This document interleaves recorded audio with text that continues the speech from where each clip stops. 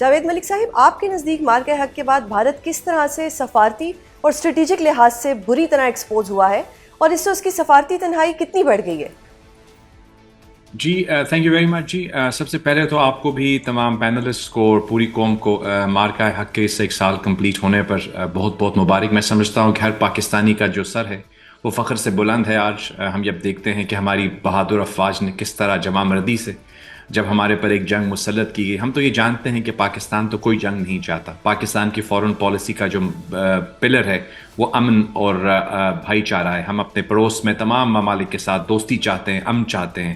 ہم تو ایک دنیا کا اتنا بڑا تنازع حل کرنے کی کوشش کر رہے ہیں ایز اے پیس میکر. تو ہم کیوں چاہیں گے کہ ہم کسی کے ساتھ دشمنی کریں؟ لیکن اگر کوئی ہم پر مسلط کرتا ہے جنگ ایک فالس فلیگ آپریشن کی جھوٹے پری ٹیکسٹ میں، تو ہم ان کو منہ توڑ جواب دینے کی بھرپور صلاحیت رکھتے ہیں. آئی تھنک یہ وہ ہماری ایک میسج تھی جو دنیا کو گئی کہ پاکستان جو ہے وہ ایک مضبوط اور متحرک قوم ہے، اور ہماری آرمی، ہماری ایئر فورس، ہماری جو نیوی ہوتی ہے، اور اس کے ساتھ ساتھ ہماری پولیٹیکل لیڈرشپ اور field marshal general Asim Munir صاحب کی قیادت میں میں سمجھتا ہوں کہ پاکستان کی تاریخ کا ایک سنہرا باب ہم نے رقم کیا دشمن کو شکست فاش دے کر. اور دنیا کے سامنے جو ایک متھ تھی کہ پتہ نہیں جو ہندوستان ہے وہ غالباً کوئی بہت بڑی ایمرجنگ پاور ہے. دیکھیں ان کی پاور ہوگی، لیکن انہوں نے جب پاکستان کو للکارا تو ہم نے جس طرح سے ان کا جواب دیا، ان کے تمام جو میں سمجھتا ہوں کہ ایک جھوٹی انا تھی وہ خاک میں گئی اور پاکستان نے شکست فاش ان کو دی. اور میں سمجھتا ہوں کہ آج دنیا کے جو گلوبل ڈپلومیسی ہے وہاں پہ ہم سینٹر سٹیج پہ اسی لیے بیٹھے ہیں. یہ جو ہے اس کا کنیکشن وہیں سے بنتا ہے. دیکھیے وہ کہتے ہیں کہ دا fortune favours the brave.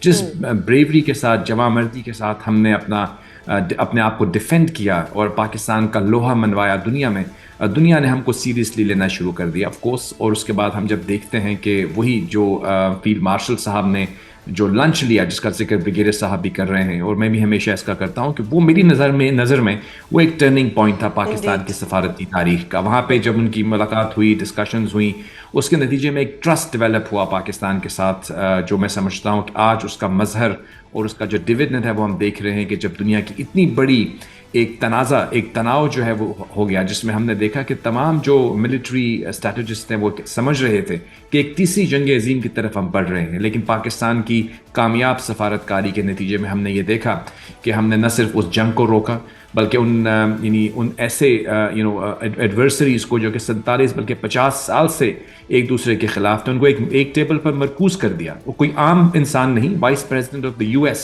came all the way to اسلام آباد، اور یہاں سے ان کا بھی ڈیلیگیشن آیا ایران کا. اور آج بھی آف کورس جو پہلا راؤنڈ آف ٹاکس تھا میری نظر میں وہ کامیاب راؤنڈ آف ٹاکس تھا، اور اس کے بعد جو سفارتکاری کنٹینیو کرتی رہی اور آج بھی کر رہی ہے. آپ کو یاد ہوگا ابھی کچھ دن پہلے تک ہم نے جب یہ دیکھا کہ انہوں نے یہ کہا پریزیڈنٹ ٹرمپ نے کہ ہم پروجیکٹ فریڈم جو ہے وہ اس کو اناؤنس کر رہے ہیں، اور وہاں سے کچھ میپس جاری کیے گئے ایران کی طرف سے. ایک دفعہ پھر تھوڑی اسکلیشن بڑھتی ہوئی نظر آئی. اور میں آپ کو یہ بتا سکتا ہوں کہ دوبارہ سے پاکستان کی جو سفارتی کاوشیں تھیں وہ زیادہ متحرک ہوئیں، اور اسی کے نتیجے میں آپ نے دیکھا کہ پریزیڈنٹ ٹرمپ نے کہا کہ وہ اس سارے پروجیکٹ کو ہالٹ کر رہے ہیں. اور اب ہم بہت قریب ہیں انشاءاللہ کہ اس مسئلے کا حل تلاش کر لے جائے. آپ کا سوال کہ ہندوستان کہاں ہے، تو میں سمجھتا ہوں کچھ لوگ کہتے ہیں ڈپلومیٹک آئسولیشن. میں تو یہ کہوں گا کہ they are in a state of strategic irrelevance. وہ دنیا میں اس وقت ارریلیونٹ ہو کے نظر آ رہے ہیں، اور یہ ان کی اپنی جو غلط پالیسیاں اس کے نتیجے میں ہے. پاکستان تو ابھی بھی چاہتا ہے کہ دنیا کے اندر پاکستان تمام لوگوں کے ساتھ، تمام ممالک کے ساتھ ایک ہم اور بھائی چارے کی ریلیشن شپ رکھے. احمد صاحب، آپ کا کیا تجزیہ ہے کہ مارکہ حق اور اس کے بعد خطے میں طاقت کا توازن تبدیل ہونے کے حوالے سے؟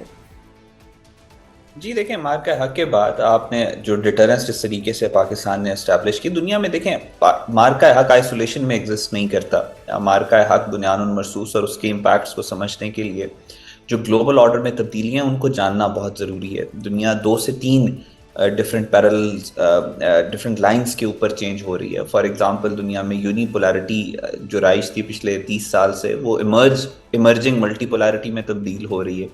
دنیا کا نیو لبرل ورلڈ آرڈر دنیا کے نیو ریئلسٹک ورلڈ آرڈر میں تبدیل ہو رہا ہے. دنیا میں پچھلے 30-40 سال سے گلوبلزم کی بات ہو رہی تھی، اب نیشنلزم کی بات ہو رہی ہے یورپ سے لے کر مڈل ایسٹ اور پوری دنیا کے اندر.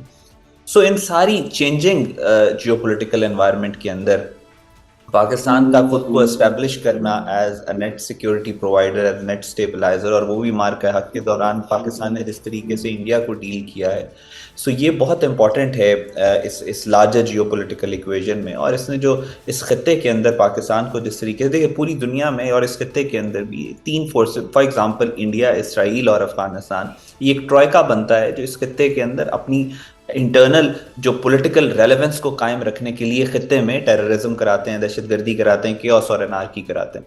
اور اس کے اگینسٹ پوری دنیا میں ایک الائنس، ان سیڈ الائنس بھی ہے، فورسز آف پیس کا جو بنتا چلا آ رہا ہے، جو یہ چاہتے ہیں کہ خطے میں امن ہو، ان کے ملکوں میں امن ہو، ریجن میں امن ہو اور دنیا میں امن ہو. سو پاکستان اپنے آپ کو اسٹیبلش کر چکا ہے کہ پاکستان جو وہ فورسز پوری دنیا کے اندر جو پیس کی ہیں، ان میں سے لیڈنگ رول پاکستان کا ہے، اور پاکستان پیس کو اسٹیبلش کرنے کے لیے کسی بھی حد تک جا سکتا ہے. بالکل. بریگیڈیئر صاحب، آپ بتائیے گا کہ مارکہ حق کے بعد سامنے آنے والی ایک اہم ترین حقیقت یہ بھی ہے کہ بھارت نے افغانستان کو ایز اے پراکسی استعمال کیا ہے پاکستان کے خلاف. اب پاکستان اس کو کس طرح سے کاؤنٹر کرے گا؟ دیکھیں، یہ آج بھی ڈی ایس نے بات کی ہے کہ انڈیا خود تو بدلہ لے نہیں سکا، نہ اس کی عام فورسز کچھ کر سکتی ہیں، اور اب جس طریقے سے وہ خط ہندوستان، خط الخوارج افغان رجیم کو ایز اے پراکسی یوز کر رہا ہے، اور وہ جو صندوق 2 میرے خیال میں وہ بھی ہم نے اس کا جو سانا ملیہ میٹ کر دیا پلان، ساری فنڈنگ جو اس نے اور اسرائیل نے مل کے کی تھی ان کو کہ جاؤ پاکستان کی پوسٹیں اڑا دو، پرابلم کریٹ. ہم نے یاد ہے یہ نریندر مودی گیا تھا اسرائیل، وہاں سے جا کے انہوں نے پلان کیا، اور یہ افغان طالبان رجیم نے ہماری پوسٹ 7-8 پوسٹ میں حملہ کیا.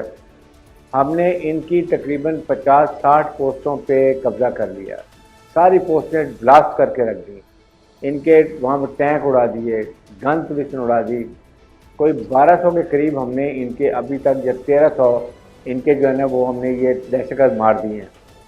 اس کے بعد ان کے 200 کے قریب ہم نے ٹینک اور بختہ بند گاڑیاں اڑا دی ہیں، ان کی کمر توڑ کے رکھ دی ہے. بگرام ایئرپورٹ پہ گئے تو وہاں پر ہم نے جا کے 100 ان کے جو ڈرون سے رشین ساتھ یہ اسرائیل ساتھ کے وہ ہم نے اڑا دیے، تباہ کر دیے. 50,000 امریکن ساخ کی جو رائفل جو چھوڑ کے نئی رائفلیں وہ ہم نے تباہ کر دی، ہیلی کاپٹر تباہ کر دیے، نائٹ ویژن گوگل تباہ کر دی، ٹینک ان کے اڑا کے رکھ دیے. پھر اس کے بعد یہ پیول ڈمپ، ایمونیشن ڈیپو سارے تباہ. اب ان کی کمر ٹوٹ چکی ہے. آپ نے دیکھا، آپ یہ ہماری عام فورسز کو اوائڈ کرتے ہیں، یہ اپنے ایریے میں رہ کے کبھی چمن بارڈر باجوڑ میں فائر کرتے ہیں، 2 عورتوں کو شہید کر دیا، ایک بچے کو زخمی کر دیا. لائک وائز یہ کبھی آپ ہم اس کے علاوہ یہ کچھ کر نہیں سکتے، یا کہیں عوامی اجتماع میں جا کے دھماکہ کر دیا، یا شادی ہال پہ کر دیے. یہ ان کے ٹوٹل رہ گئی ہے، ان کی کمر ٹوٹ چکی ہے. اور آپ یہ ریلائز کر رہے ہوں گے، ابھی آپ کے سامنے ان کے افغانستان کے اندر بھی افغان نوجوان جو ہیں وہ ان کے خلاف کھڑے ہو گئے ہیں.